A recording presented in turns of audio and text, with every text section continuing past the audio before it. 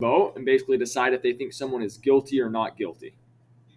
Okay, and so that's a right that we'll go into as we're talking about the Constitution. I believe it's the 6th Amendment that talks about the right to a trial by jury. Let's see.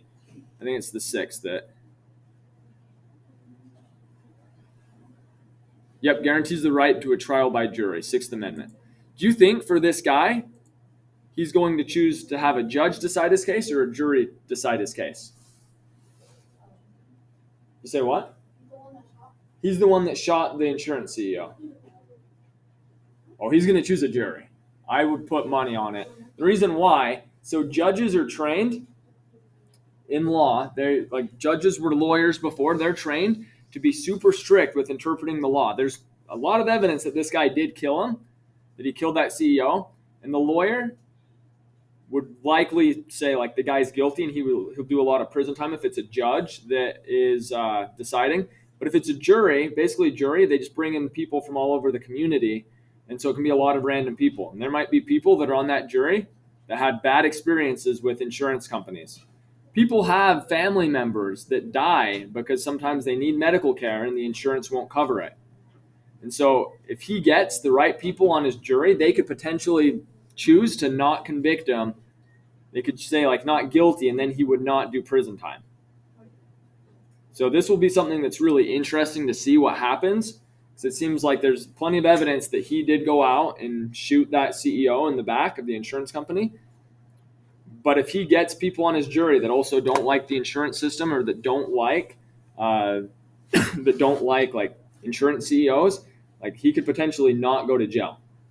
Just kind of a comparison of this to show that juries can be biased. In the 1950s, in Mississippi, there was a kid named Emmett Till, and he had traveled from Chicago to Mississippi to visit family, and he was there with his cousins in the store, and he whistled at like the cashier, who was a white lady. Basically, that lady's husband went and murdered him later, and they had a trial by jury, and the jury, there was so much evidence for it. The jury said not guilty because basically the jury was like really biased and they liked the guy. Okay, they were more like Mississippi was a more racist place, especially in the 1950s, and the kid who had like whistled, he was like a person of color. And so then when they went to have the trial by jury, like there was so much evidence that the guy had killed the kid, but it was like people in his town that liked him, and they just said like not guilty, and he never went to jail for it. So having trial by jury, sometimes people can get away with murder and can get away with pretty wild stuff if the jury chooses not guilty, right? Where with a judge, like judges are going to look just strictly at the facts. They don't care as much about emotion. They don't care as much about the backstory. And the judge would more than likely say like, this guy's going to prison for life. But yeah, jury, like we don't know. This guy might get off. This is a picture of him as he was getting brought into a courthouse, and he was yelling just about like the insurance system. So yeah, his name's Luigi. And just so you know, someone in another class got confused. They said like, oh, this happened in Italy, right? No, this happened in the U.S. It happened in New York. His name's Luigi, but it didn't happen in Italy. It happened here. Okay.